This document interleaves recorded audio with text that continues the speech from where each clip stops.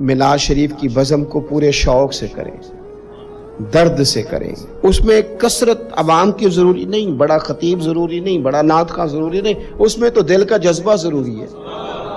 حضرت شاہ ولی اللہ صاحب محدث دہلوی رحمۃ اللہ علیہ فرماتے ہیں کہ میں مکہ مکرمہ میں میلاد شریف کی محفل میں شریک ہوا تھا، اور فرماتے ہیں جب میں میلاد میں پہنچا ہوں تو میں نے زمین سے آسمان تک نور ہی نور دیکھا ہے۔ آپ کو پتہ ہے حضرت عباس رضی اللہ تعالیٰ عنہ نے عرض کی یا رسول اللہ آپ کی نعت پڑھنا چاہتا ہوں، آپ کا قصیدہ لکھا ہے، تعریف لکھی ہے، پڑھنا چاہتا ہوں، پڑھوں؟ تو نبی کریم علیہ السلام سادہ بھی کہہ سکتے تھے پڑھ دو، لیکن حضور نے پتہ کیا فرمایا؟ یا رسول اللہ آپ کی تعریف لکھی ہے، پڑھوں؟ تو حضور نے فرمایا پڑھیے، اللہ آپ کے دانتوں کو سلامت رکھے۔ حضرت حسان بن ثابت رضی اللہ تعالیٰ عنہ جو نعت پڑھتے تھے تو وہ نعت کیا تھی؟ کافر معاذ اللہ جو نبی پاک علیہ السلام پر اعتراضات کرتے تھے نا، حضرت حسان بن ثابت شعروں میں ان کا جواب دیتے تھے۔ حضرت حسان بن ثابت جب نعت پڑھتے تھے، او نعت کا تو اپنا اعزاز تو پہچان یار، تو اپنی عظمت کو تو سمجھ، تیرا درجہ کیا ہے؟ جب حضرت حسان نعت پڑھتے تھے تو رسول پاک ہاتھ اٹھا کے دعا مانگتے تھے، اے اللہ روح القدس کے ذریعے، اے اللہ جبریل امین کے ذریعے میرے حسان کی مدد فرما۔ حضور ان کی مدد کی دعا کرتے تھے کیونکہ وہ حضور کی تعریف کر رہے ہیں، اور حضور کی غلامی میں آتے ہی ہمیں شرف کیا ملا؟ کنتم خیر امت، اللہ فرماتا ہے تم ساری امتوں میں سے بہترین امت ہو گئے۔ اور رسول کریم صلی اللہ علیہ وسلم بیت اللہ شریف میں کعبہ معظمہ کے سامنے کھڑے ہو کے فرماتے ہیں کعبے تیری بڑی عزت ہے، پر رب کی نظر میں بندہ مومن کی عزت کعبے سے بھی زیادہ ہے۔ اب یہ کتنی بڑی نعمت ہے، اس پر کتنا بڑا ہمیں تشکر کا اظہار کرنا چاہیے تھا، لیکن ساری زندگی جٹ بٹ چودھری ہونے پر تو فخر کیا، مسلمان ہونے پہ نہ کر سکے۔ لیکن تشکر کے جذبات قلبی طور پر جو ہونے چاہیے۔ حضور کا ذکر کسی کا محتاج نہیں، کسی کا محتاج نہیں۔ وَرَفَعْنَا لَكَ ذِكْرَكَ، رب فرماتا ہے محبوب ہم نے خود آپ کے ذکر کو بلندیاں عطا فرما دی، ہم نے آپ کے لیے آپ کے ذکر کو بلند کر دیا۔ لیکن ہمارے ذمے کیا تھا کہ ہم خاص کر اس نعمت کا شکر ادا کریں، خاص کر محفل میلاد کرانے والوں سے اور سارا سال حضور کا تذکرہ کرنے والوں سے میری چھوٹی سی اپیل درد مندانہ یہ ہے، میرا محفل کا انکار کرنے والوں سے، میلاد شریف کا انکار کرنے والوں سے بھی بڑا معصومانہ سوال ہے کہ خدا کے بندو تم محفل میلاد کا انکار کرتے ہو، بتاؤ اس محفل میں ہوتا کیا ہے؟ آپ میں سے بھی جو لوگ بہت زیادہ دلائل چاہتے ہیں ان سے بھی صرف سادی سی بات عرض کرتا ہوں، میلاد کی محفل میں کیا ہوتا ہے؟ سب سے پہلے تلاوت ہوتی ہے، سب سے پہلے کیا ہوتا ہے؟ پھر اس کے بعد تقریر، پھر جی سلام، پھر آخر میں لنگر۔ کون سی چیز ناجائز ہے اس میں؟ کوئی ہے تو بات کرے بھئی، آپ ان سے سوال کریں نا کہ خدا کے بندوں کس بات پہ اڑ گئے ہو؟ یہی سارے کام تم سیرت کا ٹائٹل لگا کے کرو تو بالکل ٹھیک ہے، تلاوت ہے، نعت ہے، بیان ہے حضور کی سیرت کا، فضائل کا، خصائل کا، شمائل کا، اس میں ناجائز کیا ہے؟ عجیب بات ہے، عجیب جرت ہے، عجیب دلیری ہے۔ آپ کس کو ناجائز کہہ رہے؟ قرآن پاک کی تلاوت کو، حضور کی نعت کو، نبی پاک کے ذکر کی تقریر کو، درود شریف پڑھنے کو، دعا مانگنے، کس کو ناجائز کہا؟ آپ بڑی جرت سے، اور یہ ہے کہ ڈھٹائی سے آپ کہہ رہے ہیں ناجائز ہے۔ آپ غور تو کریں، محفل کرانے والا ذوق پیدا کرے اور انکار کرنے والا توجہ کرے وہ کیا کر رہا ہے، وہ توجہ کرے۔ میلاد شریف کی بزم کو پورے شوق سے کریں، درد سے کریں، اس میں کثرت عوام کی ضروری نہیں، بڑا خطیب ضروری نہیں، بڑا نعت خواں ضروری نہیں، اس میں تو دل کا جذبہ ضروری ہے۔ حضرت شاہ ولی اللہ صاحب محدث دہلوی رحمۃ اللہ علیہ فرماتے ہیں کہ میں مکہ مکرمہ میں میلاد شریف کی محفل میں شریک ہوا تھا، اور فرماتے ہیں جب میں میلاد میں پہنچا ہوں تو میں نے زمین سے آسمان تک نور ہی نور دیکھا ہے، کیونکہ وہ لوگ اللہ کے حضور اپنے دل لے کے حاضر تھے کہ تیرے محبوب کی غلامی پر شکر ادا کرنے آئے۔ تو محفل میلاد والے اس بات پر توجہ کریں۔ 4-5 اجزاء ہیں محفل کے جو تقاضے، ان تقاضوں کی روشنی میں اگر میلاد شریف کیا جائے، سب سے پہلے محفل مبارکہ میں تلاوت ہوگی۔ قرآن مجید ایک ایسی چیز ہے کہ نبی پاک صلی اللہ علیہ وسلم نے فرمایا قیامت کے دن یہ قرآن تمہاری شفاعت کرے گا، اس کو پڑھا کرو، اس کی تلاوت کیا کرو۔ اور غور کریں میں کیا عرض کرنے لگا ہوں۔ قرآن مجید کہتے ہیں قد جاءکم من اللہ نور و کتاب مبین، اے لوگو تمہارے پاس اللہ کی طرف سے نور آیا اور کتاب مبین آئی۔ تو میلاد والے رسول کے ساتھ جو چیز آئی ہے وہ قرآن پاک ہے۔ قرآن آیا حضور کے ساتھ، قرآن پاک کی تلاوت خوبصورت ہو محفل میلاد میں۔ ویسے تو سارا قرآن ہی حضور کی نعت ہے، سارا قرآن ہی اچھے انداز میں قرآن پاک کی تلاوت کر کے، اور یہ بات یاد رکھ لیں، اپنے دل کی تختی پہ لکھ لیں، اللہ کے پیارے رسول صلی اللہ علیہ وسلم نے فرمایا اس قرآن کے ذریعے اللہ قوموں کو عزت عطا فرمائے گا۔ تو میلاد شریف کے اندر آپ اچھے قراء کو ضرور دعوت دیں، بہترین قرآن مجید کی تلاوت آپ سنیں، اور اچھے انداز میں آپ نبی پاک علیہ الصلوۃ والسلام پر نازل ہونے والی اس کتاب کی تلاوت سن۔ دوسری بات یہ کہ میلاد شریف میں نعت پڑھی جاتی ہے۔ نعت کہتے ہیں حضور کی تعریف کو، بڑی سونی کر کے نبی پاک کی تعریف کی جائے، بڑی سونی کر کے۔ یہ نا میں کیا عرض کروں اس نعت خواں کی خدمت میں بھی جو اتنا اعلیٰ کام کر رہا تھا، وہ اس لائن میں کھڑا تھا جس لائن میں حضرت عباس بن عبد المطلب کھڑے ہیں، اس لائن میں تھا جس لائن میں حضرت حسان بن ثابت ہیں۔ اس صف کا نمائندہ ہو کے کہاں اپنے آپ کو کمزور کر بیٹھا ہے، 20,000 پہ 25,000 پہ، اتنا اعزاز والا کام، اور کہاں اپنے آپ کو گرا لیا اس نے، یہاں تک لے آیا اپنے آپ کو۔ نعت شریف تو جذبات تھے بندہ مومن کے، اور نعت کے لیے مشہور آدمی کی ضرورت نہیں، ذوق اور شوق کی ضرورت ہے۔ علاقے کے آپ بچوں کو کہیں وہ حضور کی نعت شریف پڑھیں، نبی پاک کا تذکرہ کریں، سونا کر کے حضور کا ذکر کریں۔ آپ کو پتہ ہے حضرت عباس رضی اللہ تعالیٰ عنہ نے عرض کی یا رسول اللہ آپ کی نعت پڑھنا چاہتا ہوں، آپ کا قصیدہ لکھا ہے، تعریف لکھی ہے، پڑھنا چاہتا ہوں، پڑھوں؟ تو نبی کریم علیہ السلام سادہ بھی کہہ سکتے تھے پڑھ دو، لیکن حضور نے پتہ کیا فرمایا، یا رسول اللہ آپ کی تعریف لکھی ہے، پڑھوں؟ تو حضور نے فرمایا پڑھیے، اللہ آپ کے دانتوں کو سلامت رکھے۔ اتنا اعزاز نعت کا، اتنا اجر حضور کی نعت کا۔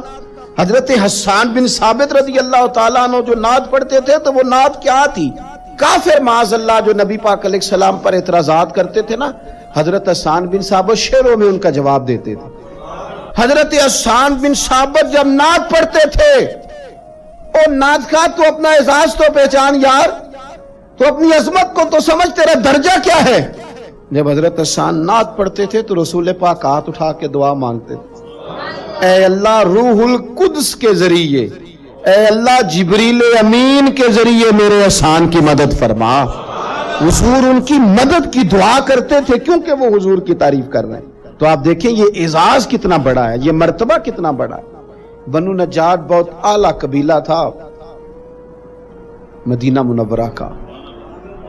کاش میرے بیٹے حضور کی نعت پڑھنے لگے، کاش آپ کے بیٹے حضور کی نعت پڑھنے لگے، کاش ہماری بیٹیوں کی زبانوں پر نبی پاک کے ترانے جاری ہو جائیں، کاش یہ سلیقے سے، یہ باوضو ہو کر، یہ طہارت کے ساتھ اپنے محبوب کریم علیہ السلام کے نعت خواں بن جائے۔ اس باپ کے مقدر جاگ گئے جس کی اولاد حضور کے تذکرے کرنے والی بن گئی، وہ بڑے منصب پر فائز ہو گیا جس کے بچے نبی پاک کی مدح خوانی کرنے لگے، ثنا خوانی کرنے لگے۔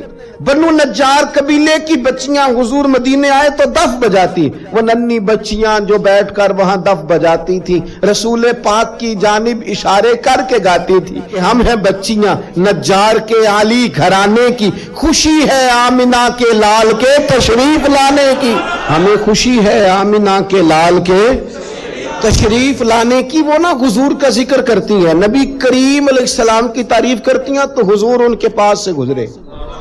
تو ابو داؤد شریف میں جو حدیث کے لفظ ہیں بڑے کمال ہیں، بڑے میٹھے ہیں، ان میں جو رعنائی اور حسن کے جو جذبے ہیں اور جو ان بچیوں کے لیے اعزاز ہے اور نعت خواں کے لیے جو خوشخبری ہے وہ سمجھنے والی ہے۔ وہ بچیاں حضور کی تعریفیں کر رہی تھی، وہ کہہ رہی تھی ہم بنو نجار کی قبیلے کی اعلیٰ بچیاں ہیں. ہمارے مقدر دیکھو ہمارے پڑوسی کون بنے ہیں؟ مدینے والے مصطفیٰ کریم علیہ السلام.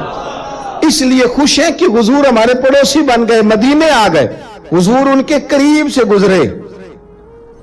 تو ایک جملہ میٹھا ٹھنڈا پیارا حسین ایک جملہ حدیث میں ملتا ہے. حضور نے کہا، نبی کریم ان کے قریب سے گزرے تو ان بیٹیوں کی طرف پلٹ کر دیکھ کر حضور فرمانے لگے، میرا رب جانتا ہے کہ مجھے بھی تم سے بڑی ہی محبت ہے. ہن میں اپنی حیاتی تو قربان نہ جاواں، ویکھو محمد محمد پکیندے گزر گئی. اللہ جانتا ہے کہ مجھے بھی تم سے بڑی محبت. تو یہ نعت خوانی، نعت پڑھنا، نعت سننا، یہ تو بڑا اعزاز کا کام ہے، یہ تو بڑی فضیلت کا کام ہے. پھر اس کے بعد باری آتی ہے بیان کی. واعظ و نصیحت کے لیے بہت زیادہ جوش خطابت کی ضرورت نہیں ہوتی. نبی پاک صلی اللہ تعالی علیہ وسلم کے سیرت کے سوانے کے کچھ مطالعہ کی ضرورت ہوتی. اگر ہم اپنی مسجد کے خطیب کے پاس ہی وقت پہ چلے جائیں نا جمعہ پڑھنے، تو امید ہے کہ وہ ایک آیت کا ترجمہ تو کریں گے ہی، چند احادیث مبارکہ تو ہمیں سنائیں گے. آپ کسی کے پاس بیٹھ جائیں، اس کا خطابت میں بڑا نام ہونا ضروری نہیں، اس کا حضور کا غلام ہونا ضروری ہے. ایسے خطباء کو دعوت دیں جو اہل سنت کے مسلمات کی روشنی میں کتاب و سنت کا نچوڑ لا کے آپ کو وہ بیان کریں اور آپ کو سنائیں. نبی پاک علیہ السلام کی سیرت اگر بیان کی جاتی، حضور کے فضائل، خصائل، شمائل، تعریفیں اگر کی جاتی، ہماری اولادوں کے دلوں میں حضور کی محبت پیدا ہوتی. اور میرا یقین ہے کہ جس دن ہم قوم کو حضور کی سیرت سنانے میں کامیاب ہو گئے نا، اس قوم کو جینے کا سلیقہ آ جائے گا، انہیں زندگی گزارنے کے ڈھب نصیب ہو جائیں گے. انہیں سمجھ آ جائے گی کہ معاشرے کے اور سوسائٹی کے اندر سکون سے، چین سے، وقار سے کس طرح رہا جا سکتا ہے اگر ہم کامیاب ہو جائیں. اس لیے حضور کی سیرت بیان کی جائے، اخلاق عالیہ کا تذکرہ کیا جائے، اوصاف جمیلہ بیان کیے جائے، فضائل، شمائل، سیرت کا ایک باب ایک تقریر میں بیان کیا جائے. اور حضور کے فضائل بیان کرنا کتنا اعزاز کا کام ہے. آپ قرآن پاک پڑھیں نا، رب نے اپنے نبی کے فضائل بیان فرمائے.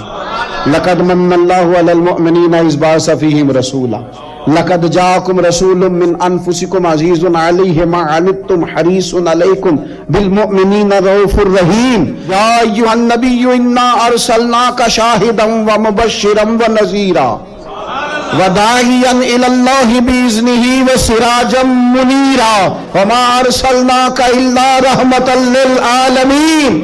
کہاں کہاں رب کریم نے اپنے محبوب کے فضائل بیان کیے. ان کو کھولا جائے، ان کو بیان کیا جائے، ان کی تفسیریں پڑھی جائیں، قوم کے دلوں میں، لوگوں کے دلوں میں حضور کی محبت بٹھائی جائے. آپ دیکھیے سنن ترمذی کتاب المناقب میں حدیث ہے، حضرت عبداللہ ابن عباس فرماتے ہیں چند صحابہ بیٹھ کے حضور کا ذکر کر رہے تھے، مختلف انبیاء کا تذکرہ کر رہے تھے. کسی نے کہا حضرت ابراہیم خلیل اللہ ہیں، جناب اسماعیل ذبیح اللہ ہیں، حضرت موسیٰ کلیم اللہ ہیں، حضرت عیسیٰ کلمت اللہ ہیں. باتیں ہو رہی تھی، حضور بھی آ گئے.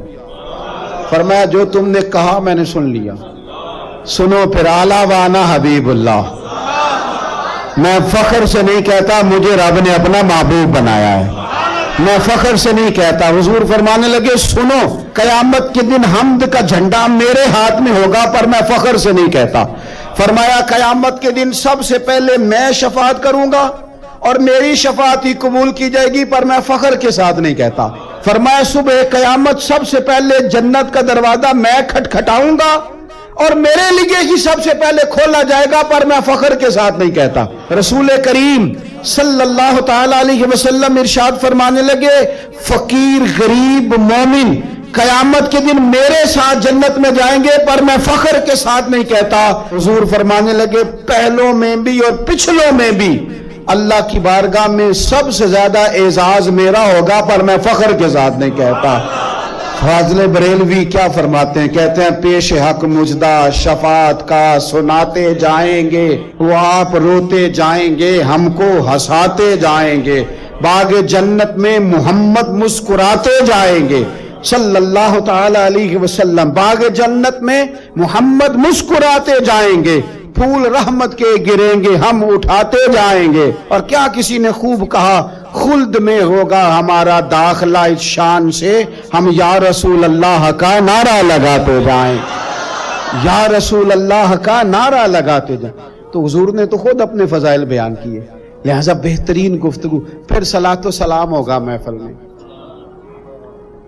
یہ جو درود و سلام ہے نا, دیکھیں نا انداز کیا ہے. ان اللہ و ملائکتہ یصلون علی النبی, اللہ بھی, اللہ کے فرشتے بھی نبی کریم پر درود بھیجتے ہیں. یا ایھا الذین آمنو, اے ایمان والو, یعنی اپنے لفظوں میں ترجمہ کر لیں, اے میرے نبی کے ماننے والو, صلو علیہ وسلموا تسلیما, تم بھی محبوب پر درود بھیجو اور خوب سلام پڑھو. تم بھی درود بھیجو اور خوب سلام پڑھو. پھر ہمیں سکھایا نا ہمارے امام نے کہ کہنا ہے مصطفیٰ جان رحمت لاکھوں شم بزم ہدایت پہ لاکھوں سلام, جس کے گچھے سے لچھے جڑے نور کے ان ستاروں کی نصرت پہ لاکھوں سلام. اور فرمانے لگے ان کی باتوں کی لذت پہ بے حد درود, ان کے خطبے کی ہیبت پہ لاکھوں سلام, اور جس سہانی گھڑی چمکا طیبہ کا چاند اس دل افروز ساتھ پہ لاکھوں سلام. اور کہنے لگے میں سلام پڑھ رہا تھا تو فرشتے بھی میرے کان میں آ کے باتیں کرنے لگے. مجھ سے خدمت کے قدسی کہیں ہاں رضا, ہاں رضا, مصطفیٰ جان رحمت پہ لاکھوں سلام. مجھ سے خدمت کے قدسی کہے ہاں رضا, مصطفیٰ جان رحمت پہ. اور نبی کریم علیہ السلام فرماتے ہیں تو ایک بار درود پڑھ رب تیرے اوپر 10 بار رحمت کرے گا. اور حضور فرمانے لگے تو 10 بار درود پڑھ اللہ 100 رحمت نازل کرے گا. اور حضور فرماتے ہیں تو 100 بار درود پاک پڑھ اللہ تیری پیشانی پہ قیامت میں لکھ دے گا کہ یہ بندہ منافقت سے بھی بری ہے, جہنم کی آگ سے بھی بری ہے. تو درود شریف پڑھا جاتا ہے ہماری محفل میں. پھر دعا ہوتی ہے, اور دعا تو عبادت کا مغز ہے نا, اور دعا تو عین عبادت ہے. اور حضور نے فرمایا جو رب سے مانگے رب راضی ہوتا ہے, جو نہ مانگے ناراض ہوتا ہے. اور دعا کی ترتیب بھی یہی ہے کہ پہلے اللہ کی حمد ہو, پھر حضور پہ درود ہو, پھر اس کے بعد دعا ہو. تو مجھے بتائیں جب محفل پاک میں ہم قرآن پاک پڑھیں گے, نعت پڑھیں گے, کتاب و سنت کی روشنی میں خطاب سنیں گے, حضور پر درود و سلام پڑھ کے ہاتھ اٹھائیں گے تو وہ تو کریم ہی بڑا ہے. جو مانگیں گے اپنے فضل سے انشاءاللہ عطا فرمائے گا, وہ عطا فرمائے گا. تو یہ مقام ہے وہ, یہاں دعائیں مانگی جائیں اور اللہ اپنے فضل سے قبول کرنے والا ہے. اور اس کے بعد لنگر شریف ہوتا ہے. 2-3 گزارشات ہیں محفلیں کرانے والوں سے اور میلاد پہ لنگر بانٹنے والوں سے. ایک لنگر وہ ہے جو ابا جی کے ختم سے منسوب ہے, یہ میرے ابا جی کے ختم شریف کی روٹی. ایک لنگر وہ ہے بزرگوں کے ختم سے منسوب ہے. ایک وہ ہے جو بیٹے کے عقیقے سے منسوب ہے, ایک بیٹے کے ولیمے سے منسوب ہے. ایک لنگر حضور کے میلاد سے منسوب ہے. آپ نے صحیح بتانا ہے. ابا جی کے ختم کی روٹی بھی کبھی کسی نے چھتوں سے پھینکی ہے شاپروں پہ ڈال کے. دادا جی کے ختم شریف پہ کھانا پکا ہو تو چھت سے پھینک دیتے اور لفافے میں ڈال. بچے کے عقیقے پہ, ولیمے پہ, تو میلاد پہ کیوں پھینکتے ہو؟ میلاد پہ کیوں پھینکتے ہو؟ کوئی یہ طریقہ ہے؟ آپ کم از کم چلیں بہت سارے مجموعوں کو بہت زیادہ اعزاز کے ساتھ نہ صحیح تو کم از کم یہ کہ آپ بٹھا کے تو کھانا دے دیں, وقار کے ساتھ ہی کھانا کھلا دیں. اور میں اپیل کروں گا محفل کرانے والوں سے, اور مجھے امید ہے خطیب, مشائخ, نعت خواں, قاری, یہ سارے حضرات بھی میری بات سے اتفاق کریں گے. میلاد شریف پہ نا سب کی روٹی ایک جیسی پکا لی جائے. جو غریب کھائے وہی پیر کھائے, جو عام کھائے وہی نعت خواں کھائے, جو سارے کھائیں وہی پیر صاحب, صوفی صاحب, درویش صاحب, خطیب صاحب, مہمان خصوصی صاحب بھی کھائیں.